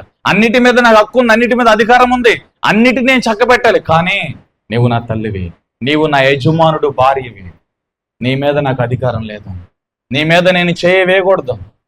నా యజమాని నేను మోసం చేయను, ఆ యజమానుడి కంటే నా యజమానుని నేను మోసం చేయను. హల్లెలూయా. ఎప్పుడు నేను అలా చూడనమ్మా, నువ్వు నాకు తల్లివే, నీ మీద నేను చేయవేయను. చేతులు ముడుచుకుని కూర్చున్నాడు యోసేపు. చెయ్యి వేయలేదు యోసేపు, పారిపోయాడు. యోసేపు మీద నిందలు పడ్డాయి అక్కడ ఆ రాజ్యంలో. యోసేపు అమ్మగారిని ఇలా అలా చేశాడంటారా, అందుకే అయ్యగారు తీసుకెళ్లి జైల్లో పెట్టేశారు. ఏ తప్పు చేయని యోసేపు నిందల పాలయ్యాడు. అక్కడ అన్నల ద్వారా గుంటలు త్రోయబడి అమ్మేయబడ్డాడు. ఇక్కడేమో పొతిఫర్ భార్య ద్వారా అపాయాల్లోకి వెళ్ళిపోయాడు, నిందించబడ్డాడు, దూషించబడ్డాడు. చెయ్యని తప్పుకి జైలు శిక్ష. హల్లెలూయా. Praise Lord. అక్కడ ఇద్దరు సహోదరులు, అక్కడ ఇద్దరు ఫ్రెండ్స్ జైల్లో. ఎవరో భక్ష్యకారుడు, పానదాయకారుడు. హల్లెలూయా. ఇద్దరికి వచ్చి నీ కళ్ళలో ఇద్దరు చెప్పేసారా నువ్వు చచ్చిపోతావు, ఆడు చచ్చిపోయాడు. హల్లెలూయా. నువ్వు రాజుగారికి గిన్నె అందిస్తావు, నువ్వు రాజుగారి దగ్గరికి వెళ్ళి గిన్నె అందిస్తావు కదా, అప్పుడు నన్ను జ్ఞాపకం చేసుకో, రాజుగారికి మన గురించి చెప్పన్నాడు. హల్లెలూయా. వాడు మర్చిపోయాడు. వెళ్ళాడు, ప్రవచనం నెరవేర్చబడింది, కళ నెరవేర్చబడింది, రాజు దగ్గర గిన్నె అందించడానికి వెళ్ళిపోయాడు. కానీ వాడు మర్చిపోయాడు. ఒక దినాన్ని ఫరోకి దేవుడు కళ ఇచ్చాడు. ఫరోకి దేవుడు కళ ఎందుకు ఇచ్చాడంటే యోసేపుని తీసుకురావాలి పైకి. ఇక దేవుడు సమయం వచ్చిందాక, యోసేపును బయటకు తీసుకొచ్చే టైం వచ్చిందాక ఫరో కళ ఇచ్చాడు. ఆ కాల చెప్పాడు అవడం లేడు, అందరు తెగమకలు పడుతున్నారు. అప్పుడు వాడికి వచ్చింది బుద్ధి, జ్ఞాపకం వచ్చింది. అయ్యా దేవుని ఆత్మ కలిగిన నీతిమంతుడు పరిశుద్ధుడు ఒకడున్నాడు జైల్లో, అతడైతే ఖచ్చితంగా మీ కళకి భావం చెప్పగలడు. హల్లెలూయా. యోసేపుని దేవుడు బయటకు తీసుకొచ్చాడు, కళభావం చెప్పేశాడు. అందరూ చూస్తూ ఉండగా ఫరో తర్వాత ఫరో అయిపోయింది. హల్లెలూయా. ఇది ఎలా జరుగుతూ ఉండగా కరువు వచ్చేసింది. చుట్టుపక్కల అన్ని ప్రాంతాల్లో కరువు, ఒక ఐగుప్తులోనే లేదు. హల్లెలూయా. ఐగుప్తులు ఏముందంటే సంపూర్ణమైన ధాన్యం ఉంది, సిరి సంపద ఉంది. అక్కడ కనాను ప్రాంతంలో ఉన్న యోసేపు తండ్రి ఇంటి వారందరూ కూడా ఆకలితో చచ్చిపోయేటట్టున్నాం, ఐగుప్తులోనికి వెళ్ళి బల్లేసుకుని వెళ్ళి ధాన్యం కొనుక్కురంటారని చెప్పి హల్లెలూయా డబ్బులు పట్టుకుని బల్లేసుకుని వచ్చారు. హల్లెలూయా. ఫరో ఎవరు ఇప్పుడు? రాజు ఎవరో చెప్పండి, అందరూ చెప్పండి. హల్లెలూయా. వచ్చారు, రాజుగారు నమస్కారం, మేము కానాన్ నుంచి వచ్చాం, మాకు ధాన్యం కావాలి. వాళ్ళందరిని చూసి యోసేపుకు ఏడుపు వచ్చేసింది, దుఃఖం వచ్చేసింది. లోపలికి వెళ్ళిపోయి ఏడ్చుకున్నాడు, కళ్ళంటూ నీళ్ళు తుడుచుకున్నాడు. వచ్చారు. హల్లెలూయా. అదే అతని ప్లేస్లో మనం ఉంటే, రే కొన్ని సంవత్సరాల కిందట నన్ను గుంటలో తోసాడు, వీడిని కాళ్ళు చేతులు కట్టేసి అరెస్ట్ చేసి కారాగారంలో పడాను, జైల్లో పడేయండి. హల్లెలూయా. యోసేపుని కాదండి, వచ్చిన అన్నలో ఒక్కడనే తప్పించుకుని వెళ్ళగలుగుతాడా చెప్పండి? ఐగుప్తికి అన్నలు వచ్చారు, బళ్ళేసుకుని వచ్చారు ధాన్యం తోలుకెళ్ళడానికి. వచ్చిన అన్నల్లో ఒక్కడన్న వెళ్ళగలుగుతాడా యోసేపు తలుచుకుంటే? యోసేపు అరెస్ట్ చేసి పడేస్తే, చంపి పడేస్తే అడిగేవాడు లేడు. హల్లెలూయా. చూడండి యోసేపు మనసు ఇక్కడ యేసుక్రీస్తు మనసులా కనబడుతుంది. ఇక్కడ యేసు ప్రభు కూడా ఎవ్వరికి కేడి చేయరు. ఆయన ప్రేమ ఓర్చుకుంది, సహించింది, ఎక్కడ డమ్మంగా ప్రవర్తించలేదు. యేసు ప్రభు ఈ రోజుకు మన మీద అదే ప్రేమను చూపిస్తున్నాడు. హల్లెలూయా. యోసేపు అన్నలందరినీ యోసేపు తలుచుకుంటే ఏదైనా చేయగలడు, చంపి పారేయగలడు, పాతి పెట్టగలడు, అరెస్ట్ చేయగలడు, ఏదైనా చేయగలడు. కానీ అన్నల దగ్గరికి వెళ్ళి, హల్లెలూయా, ఒకే ఒక మాట, నేను ఎవరో తెలుసా? హల్లెలూయా. రాజా తెలియదండి, ప్రభువా తెలియదండి. అన్నలందరికీ ఒకటి చెప్తున్నాడు. హల్లెలూయా. 10-12 సంవత్సరాల కింద, హల్లెలూయా, గుంటలో త్రోసేసావు కదా, మార్కెట్లో బానిసలో మార్కెట్లో అమ్మేశారు కదా, ఆ యోసేపుని నేనే. హల్లెలూయా. షాక్ అయ్యారు, భయం కలిగింది. మనం చేసిన అన్యాయాన్ని దృష్టిలో పెట్టుకుని ఇప్పుడు మనల్ని ఏమన్నా చేస్తాడేమో, మనల్ని కూడా చంపేస్తాడేమో. ఎందుకంటే తమ్ముడైన యోసేపుకి కీడే చేసేమో, కీడుకు ప్రతికేడి చేస్తాడేమో, ఆ రెవెంజ్ తీర్చుకుంటాడేమో, ఆ పగని తీర్చుకుంటాడేమో. అందరూ భయపడుతుంటే యోసేపు ఏమన్నాడు తెలుసా? భయపడక అన్నా, భయపడతాం. హల్లెలూయా. చూడండి, ఎంత కీడు చేసినా యోసేపు అన్నల్ని క్షమించాడు, యోసేపు అన్నల్ని ప్రేమించాడు, యోసేపు అన్నలకి సహాయం చేశాడు. కీడు చేశారు, యోసేపు పేరు ఇప్పుడు చెప్పండి, యోసేపు పేరు వినపడకూడదు అన్నారు. హల్లెలూయా. ఇప్పుడు ఎవరి పేరు వినపడుతుంది? హల్లెలూయా. యోసేపుని కనబడకుండా చేయాలన్నారు అన్నలో. ఇప్పుడు అన్నలందరూ ఎవరి దగ్గరికి వచ్చారు? దేవుడు యోసేపు కాళ్ళ కడగలాకొచ్చి పడేశాడు. అన్నలందరూ సాగిలి పడాలి, మొక్కాలి అనే ప్రవచనము, కళ, ఆ దర్శనము యోసేపు జీవితంలోని దేవుడు నెరవేర్చాడు. మాట ఇచ్చి తప్పుడు కానీ నరమాతుడు కాదు. హల్లెలూయా. మాట ఇచ్చిన దేవుడు, వాగ్దానం చేసిన ప్రభువు నమ్మదగిన దేవుడై యోసేపు జీవితంలో తన చిన్న వయసులో ఇవ్వబడిన దర్శనం తన యవ్వన జీవితంలో దేవుడు జరిగించాడు. హల్లెలూయా. యోసేపు పేరు వినబడకూడదు అనుకున్నారు. కానాను ప్రాంతంలోనే కాదు, చుట్టుపక్కల అన్ని ప్రాంతాలకి యోసేపును గురించి దేవుడు మాట్లాడడం మొదలుపెట్టాడు. ఫర్రో తర్వాత ఫర్రో ప్రకటన చేశారు తెలుసా? ఫర్రో తర్వాత యోసేపు గారే. హల్లెలూయా. హల్లెలూయా. ఫర్రో తర్వాత ఫర్రో యోసేపు, ప్రధాని మంత్రి యోసేపు, ప్రైమ్ మినిస్టర్ అయిపోయాడు అక్కడ యోసేపు. హల్లెలూయా. ప్రకటన చేశారు. యోసేపు గారి పర్మిషన్ లేకుండా ఈ రాజ్యంలో ఏది ఒక గింజ అటుగాని ఇటుగాని రావడానికి వీల్లేదు, పోతానికి వీల్లేదు. హల్లెలూయా. చాటింపేయించాడు దేవుడు. యోసేపు యొక్క మహిమను ప్రచురించేటట్లుగా చేశాడు. అతడు నన్ను ప్రేమించుచున్నాడు గనక నేను అతన్ని తప్పించి ఘనపరచదను. దేవుడు యోసేపు గుంటలో నుంచి తప్పించాడు, చెరసాలలో నుంచి తప్పించాడు, అనేక ప్రాణాపాయ స్థితుల నుంచి తప్పించి దేవుడు ఘనపరచడం మొదలెట్టాడు. యోసేపుని దేవుడు ఘనపరిచాడు. యోసేపు కీర్తి, యోసేపు యొక్క ఖ్యాతి నలుదిశలకి వ్యాప్తి చెందింది. అన్నలందరూ భయపడిపోయారు. పాత గొడవను, పాత కక్షను దృష్టిలో పెట్టుకుని మనల్ని ఏం చేస్తారని అన్న భయపడతాం. వారికి కావాల్సినంత వారికి ఇచ్చి, మంచి భోజనం పెట్టించి, వారు అడిగిన దానికంటే, వారు ఎక్స్పెక్ట్ చేసిన దానికంటే, వారు ఊహించిన దానికంటే ఎక్కువ మొత్తంలో వారికి ఇచ్చి వారిని పంపించాడు. ఆ యోసేపు నువ్వే, ఆ యోసేపు నువ్వే. యోసేపుని దేవుడు ఎలాగైతే నింపాడో, యోసేపుని దేవుడు ఎలాగైతే ఆశీర్వదించాడో, యోసేపుని దేవుడు ఎలాగైతే హెచ్చించాడో, అలాగే దేవుడు నిన్ను హెచ్చించబోతున్నాడు. ఎక్కడ నువ్వు పడద్రోయబడ్డావో అక్కడి దేవుడు నిన్ను ఎన్నుకోబోతున్నాడు. ఎవరైతే నీ పేరు వినబడకుండా చేయాలన్నారో వాళ్ళ చెవుల్లో నీ పేరు మారుమోగేటట్లుగా దేవుడు చెప్పబోతున్నాడు. హల్లెలూయా. బతుకున్నారా? కొంతమంది చచ్చిపోయినట్టున్నారు ఇక్కడ. బతుకున్న వాళ్ళు హల్లెలూయా. చచ్చిపోయిన వాళ్ళకి చేతులు లేక, బతుకున్న వాళ్ళకి చేతులు ఎత్తి మళ్ళీ చెప్పాలి. చూసారా? కొంతమంది చేతులు ఎత్తలేదంటే మేము చచ్చిపోయారా అని చెప్తున్నారు అనమాట. మళ్ళీ చెప్పండి, బతుకున్న వాళ్ళు హల్లెలూయా. బతుకున్న వాళ్ళు 2 చేతులు ఎత్తారు, ఒక చేస్తారు. బతుకున్న వాళ్ళు తప్పక ఖచ్చితంగా ఎత్తాల్సిందే. అప్పుడు ఎత్తలేదనుకో, ఏంటి నువ్వు చచ్చిపోయావా అని అంటదను. అలా అనిపించుకోవడం ఎందుకు కాబట్టి ఎత్తేస్తారు. హల్లెలూయా. చూసారా? మళ్ళీ చచ్చిపోయారు. ఎప్పుడైనా సరే హల్లెలూయా అన్నానా, నేను బ్రతిగా ఉన్నాను కాబట్టి 2 చేతులు ఎత్తాలనే ఆలోచన మనకి ఎప్పుడు ఉండదన్నమాట. ఆమేన్. పడద్రోయబడ్డాడు యోసేపు. పడద్రోయబడ్డాడు లేదా? నాశనం అయ్యాడా? చెప్పండి. పౌలు చెప్పిన మాట సత్యమే కదా. మేము పడద్రోయబడినను నాశనము కాని వారం అన్నాడు. నాశనం అయ్యాడా యోసేపు? పగబట్టారు కదా, గుంటలో ద్రోశారు కదా, అమ్మేశారు కదా, దేశం కాని దేశానికి, ప్రాంతం కాని ప్రాంతానికి వెళ్ళిపోయాడు కదా. ఎక్కడికి వెళ్ళినా, నువ్వు ఎక్కడికి వెళ్ళిపోయినా, నువ్వు ఎక్కడ దాక్కున్న దేవుడు మాత్రం నిన్ను విడిచిపెట్టాడు. దేవుడు ఎప్పుడు నేను దాటుకోవడం గుర్తుపెట్టుకోండి. హల్లెలూయా. యెఫ్తా దగ్గరికి రండి. గిలాదు, యెఫ్తా యొక్క తండ్రి గిలాదు. హల్లెలూయా. గిలాదుకి మొదటి భార్య, 100 మంది పిల్లలు పుట్టేశారు. న్యాయాధిపతుల గ్రంథంలో మనం చూస్తాం 6వ అధ్యాయంలో ఈ స్టోరీ కనబడితే రాసుకోండి, ఇంటికి వెళ్ళిన తర్వాత చదువుకోండి. ఎవ్వరూ బైబిల్ ఓపెన్ చేయొద్దు. డైరీలో న్యాయాధిపతుల గ్రంథం 6వ అధ్యాయం, గిలాదు కాపురస్తుడు యెఫ్తా. హల్లెలూయా. గిలాదుకి 2 పెళ్ళిళ్ళు. ఫస్ట్ భార్య 100 మంది పిల్లలు పుట్టేశారు. రెండో భార్యకి పుట్టినోడు యెఫ్తా. హల్లెలూయా. ఈ రెండో భార్య ఎవరంటే వ్యభిచారం చేసే స్త్రీ. ఆమెను చేసుకున్నాడు ఈయన. ఆమె వేశ్య అని పిలువబడుతుంది అనమాట. ఆమెను చేసుకున్నాడు. హల్లెలూయా. తండ్రి బతుకున్నంత వరకు ఇంటి గుట్టు బయటకు రాలా. ఇంటి గుట్టు గుట్టులోనే ఉంది, గుట్టు రట్టవలేదు. హల్లెలూయా. గిలాదు చచ్చిపోయాడు. గిలాదు చచ్చిపోయిన తర్వాత మొదటి భార్య బిడ్డలందరూ, అన్నలందరూ కూడా, కుటుంబ సభ్యులందరూ కూడా ఏకమయ్యి, నువ్వు వేశ్య కొడుకువి, మా ఇంట్లో ఉండడానికి వీల్లేదు, నువ్వు వెళ్ళిపో అని చెప్పి బయటికి గెంటేశారు. హల్లెలూయా. ఆమె తోసేసారు బయటికి, మెడ పట్టుకుని తోసేసారు బయటికి. ఏం చేయాలో తెలియక పక్కనే ఉన్న గిలాదు ప్రాంతాన్ని విడిచిపెట్టి పక్కన ఉన్న టోబో దేశంలో గుడారం వేసుకుని యెఫ్తా నివసిస్తున్నాడు. అయితే ఇక్కడ మనం ఒకటి గమనించాలి.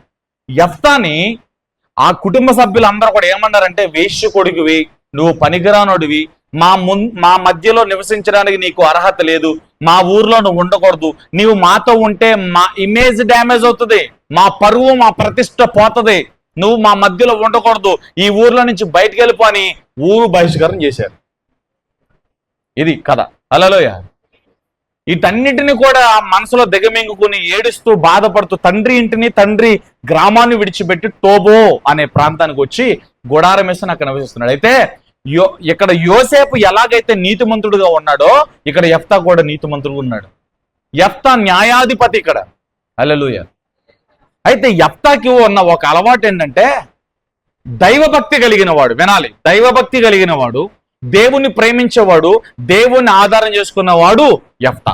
హల్లెలూయా. అందుకనే యెఫ్తాకి దేవుడే తోడే ఉన్నాడు. హల్లెలూయా. న్యాయాధిపతుల గ్రంథంలో మన 6వ అధ్యాయం మొదటి వాక్యాలు కనుక చూస్తే ఎవరో తెలియవసరం లేదు, గిలాదు కాపురస్తుడైన యెఫ్తా. హల్లెలూయా. Praise lord. ఆ యెఫ్తా గురించి 2వ వచనంలో 3వ వచనంలో ఏమన్నా పరాక్రమం కలిగిన వాడు అని రాయబడింది అక్కడ. హల్లెలూయా. యెఫ్తా ఎవరంటే పరాక్రమం కలిగిన వాడు. హల్లెలూయా. ఇప్పుడు ఇక్కడ యెఫ్తాని గురించి ఇంకొక మాట చెప్తాను నేను, వినాలి. హల్లెలూయా. యెఫ్తా ఎంతటి పరాక్రమం కలిగిన వాడు అంటే, ఒక మాట చెప్పాలంటే టోబో దేశంలో ఉన్న వారందరూ కూడా అన్ని జనులు. వినాలి, అన్య ప్రజలు, ఇంకా బాగా అర్థమయ్యే భాషలు చెప్పాలంటే అల్లరి ప్రజలు. వాళ్ళందరూ కూడా అల్లరి చేసేవాళ్ళు, అన్ని ప్రజలు, వాళ్ళకి ఏమీ తెలియదు.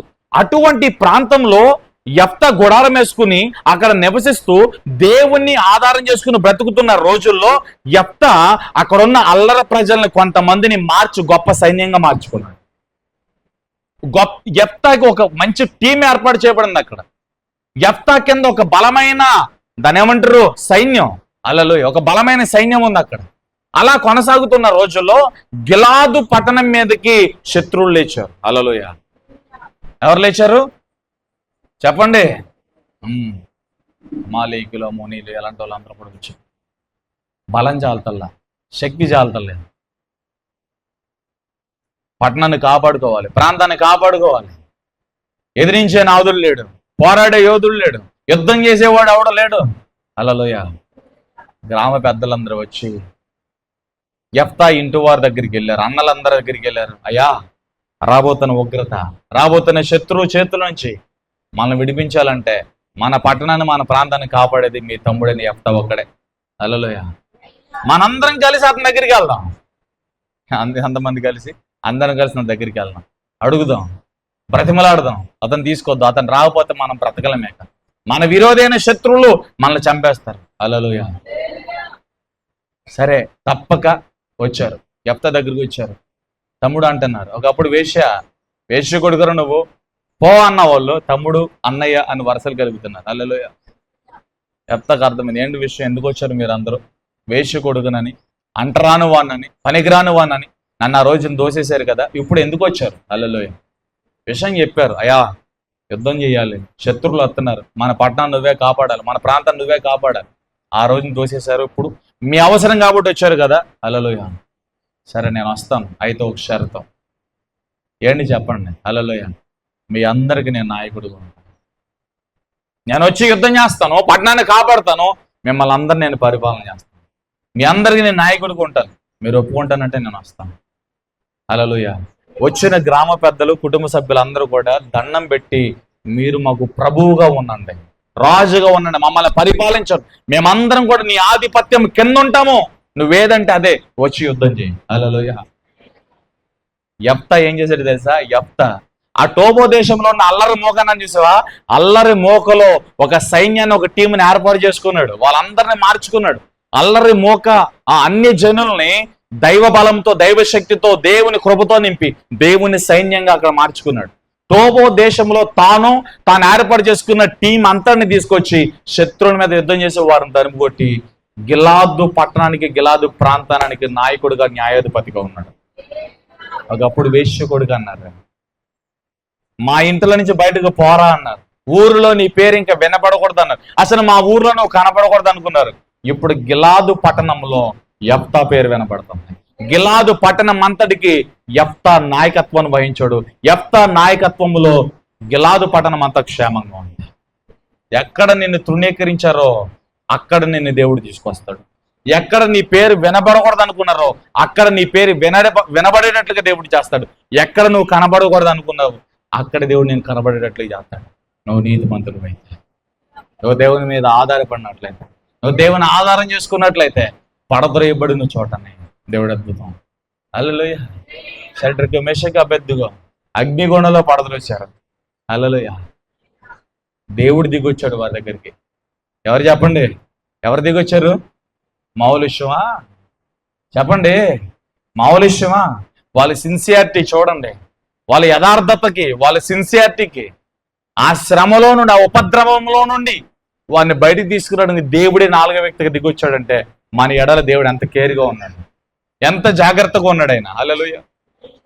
ఇక్కడ బతుకున్నవారు లేరు, చచ్చిపోయారు. ఏదో చెప్పుకోండి మేము ఇంకా. హల్లెలూయా. అలా ఉండకూడదు. ఆమేన్. అలా ఉంటే ఏమవుతుందంటే వాక్యం క్రియ చేయదు.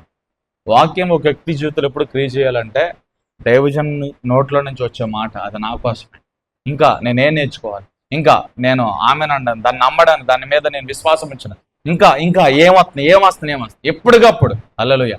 ఆకలితో ఉన్నవాడు ఆతృతగా తినడానికి ఎలా ప్రయత్నం చేస్తాడో అలాగ వాక్యాన్ని రిసీవ్ చేసుకోవడానికి ప్రయత్నం చేయాలి. అలాంటి మనసు ఎవరిలో ఉన్నా వారిలో దేవుడు కార్యం చేస్తాడు. నువ్వేం బండల మేసలు కూర్చొని వింటూ ఉండగా, ఆ వినబడుతున్న వాక్యాన్ని నమ్ముతూ ఉండగా అద్భుతాలు జరుగుతాయి. అదవుతుందా? వింటున్న వాక్యాన్ని నువ్వు రిసీవ్ చేసుకుంటే ఇది నా కోసమే, ఈ మాట నాకే, ఇది దేవుడు నాకు ఇస్తున్నాడు, దీన్ని నేను నమ్ముతున్నాను. హల్లెలూయా. నువ్వు ఆ దేవుని వాక్యాన్ని నమ్ముతూ ఉండగానే దేవుడు అద్భుతాలు చేస్తాడు. ఇక్కడ మన మనస్తాంతో ఎలా ఉంటుందంటే, స్తంభాలు కానుకొని, గోడలు కానుకొని, కుర్చీలు కానుకొని, చచ్చిపోయిన కుర్చీలు వేసి కడతారు కదా, అట్టాగా మన నడ్యాలు, మన ఈపులు ఇటుకన్నా పడేసి ఇటప్పుడు వదులుతాడు రా బాబు, ఆవేశపడిపోయేవాళ్ళు, ఆపసోపాలు పడిపోయేవాళ్ళు. ఎప్పుడు వదులుతారని చెప్పి తలకే కింద తెంచుకుని ఫోన్ నొక్కి టైం చూసేవాళ్ళు. లేదు ఒక్క ఫోన్ వచ్చిందా? హల్లెలూయా. ఇటు ఒకటి వచ్చింది, ఆ మిగిలిన ఫోన్లను పగిలిపోనుగా. హల్లెలూయా. అంటే నీ ఫోన్ వచ్చిందని ఆమెనన్నావా? హల్లెలూయా. అంటే అందరిది వినపడలేదు, ఇది బాగా వినపడింది. అంటే ఈ పక్కన ఒక ఫోనే ఉంది, అది ఆయింది, అందుకే ఆమెనన్నాడు. ఆమేన్. చేతులెత్తాలి. దేవుడు మిమ్మల్ని ఏం చేస్తాడు? నాశనం చేస్తాడా? చెప్పండి. నా దేవుడు ఎప్పుడు నన్ను నాశనము చేయడు.